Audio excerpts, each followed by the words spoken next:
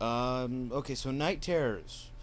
Night Terrors is still one of those stories that's highly argued about. Well, okay, highly might be putting it a bit up, but it's one of those where I notice there are people who despise it, people who love it, people who are in the middle. I'm I'm in the I'm kind of in the middle of in the middle and love it. I like it a lot. I think it's I like the idea about it. You know, the doctor simply helping a kid deal with the monsters in his closet. That's a very simple idea. I'm confused. I know some people hate that idea on its head. Why would he help? Why would he just help a kid fight monsters in his closet? To my defense, why the fuck would he help a little girl who's afraid of the crack in her wall? Huh? Yeah, no one seems to be angry at that. That's the kind of fundamental thing that makes this doctor do stuff. Fighting simple child fears. And of course, eventually figuring out it has something to do that's scary and features a bunch of weird aliens.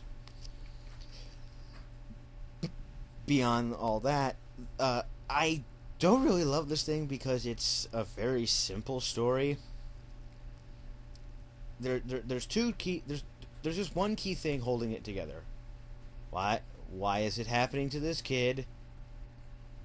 And yeah, that's it. That's the one thing. Why is this happening to this kid? And what's it's basically just trying to figure out that mystery. And when you find out, spoilers, but the little kid they find turns out to be an alien who came in to this family, basically flew in and into their lives and became their child. And because of that, he has some weird alien powers, and it makes his fears alive. It's not an overly complicated one. That I will give you that, but I think that's okay by me. It's Blink's a fairly simple story on the surface. There's more complicated parts to it, but on the surface, it's still very, very. It's a very simple idea. There are these creepy statues. If you blink or don't look at them, they will kill you. Again, and it's equivalent to childhood fear, or a basic kind of mundane thing. Gatiss is taking a page from Moffat's book. He just took one page and wrote all the other pages himself, and did them in size 18 font, so you managed to fill it out easier.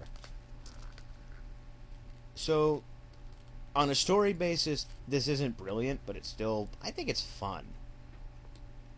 The things that make it very enjoyable is the atmosphere, very creepy, eerie atmosphere throughout. Especially the scenes where, because eventually Amy and Rory get teleported into a dollhouse and they have to fight these, human-sized dolls. And at one point, Amy herself gets turned into one, and it's a creepy. It's up there with, the gas mask from watching someone turn to one of the gas mask people from Dr. Dance's, that two-parter.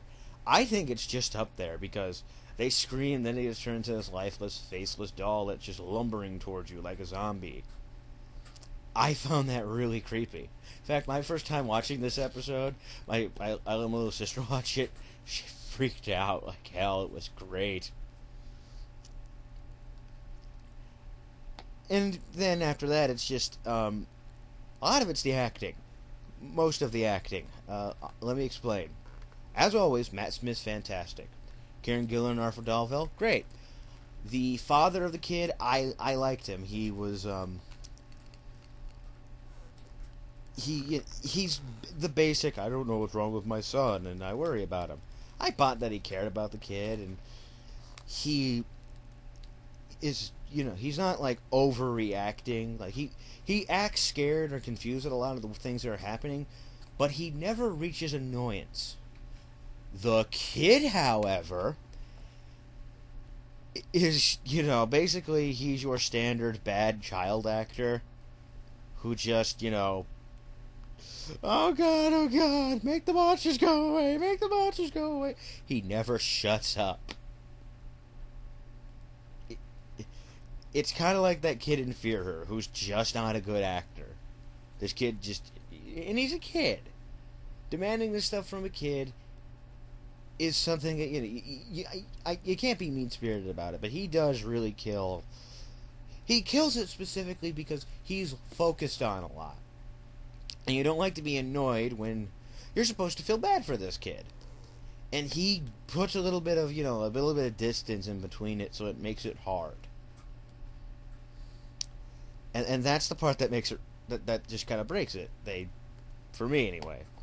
This kid should, for all intents and purposes, you should completely sympathize and like this kid, but you don't, because he's annoying. It takes you out of his problem a little. But luckily you have the doctor who interacts with the kid interestingly. I like it when the doctor gets to show, the childlike quality that he has. He very much acts like a child in this. This doctor's unbelievably great at it and shows it. They give him a lot of opportunities throughout his run to show it, and I appreciate that. Hell, it's what made me like him in his first episode. So, here's the thing. I think this is a good one to test your mettle on. That's mainly because this is nothing but filler. I think that's one other part that I want to get to before I really stop. Whereas, the first half of this is Series 6, it goes small things from, Curse of the Black Spot is filler, but at least the whole, the pirates at the end factor are at least play a role in the mid-season finale. I appreciate that. I like that part. This, no. It ends like a sitcom, kind of. They're like, okay, problem solved. I'll probably be back. We're never going to show that adventure, but hey, everything's fine. Bye. We're off to have more important adventures. Yeah, it ends really cleanly, which I know bothers people. I don't. This show more specifically likes to go with that route that, it's not 100% happy ending. So maybe that's why I was okay with this. It felt, like this show just doesn't have so many happy endings that I was perfectly happy with the fact that we had one for once. And I'll say this. Part of me is really defending this episode because I am a Mark Gatiss defender. I am the guy who likes this, Victory of the Daleks. I'm even okay with Idiot's Lantern. Lazarus Experiment's the only one that I won't really, give in to many complaints, because there's a lot of problems with it. Not just effects-wise, even though the scorpion monster in it is awful. I'm not reviewing that, so I'm reviewing Night Terrors. I defend this man a lot. But I'm not blind to the problems. At the end of the day, this is just plain filler. But I think a show that's really continuity heavy like this sometimes needs it, but that does factor into a big problem with Series 6. I think Series 6 wasn't as well plotted out as a season, as like a series long. Basically, the story being told in Series 6 wasn't as plotted along like in 5. 5 felt like Moffat either planted the stuff in, told them to put it in, or used a lot of the stuff that was put in and had it add in and factor into the majority of the story to the end. Here, in Series 6, it felt like, after Moffat stopped writing, it mainly just became, okay, take a break.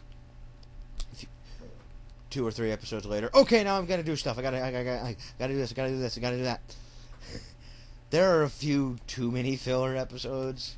I think, because it's a 13-episode season, not counting the Christmas special, you should have maybe something that's filler. But even then, like I said, filler at least factors in, and at least parts of filler from series 5 factored in. This doesn't factor in at all. That's a major problem to it as a part of the series of the season. Sorry, I have to be very careful how I say series. Damn you terms.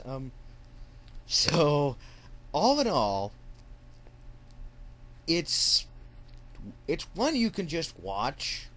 You don't really need a lot of background. Once you understand, if you have a basic idea of the Doctor, he's a weird guy who travels in a box and helps people out. This is just, a standard help someone out, weird creepy shit happens kind of story. As part of like a major arc, it's not good, but on its own, I think it's very watchable.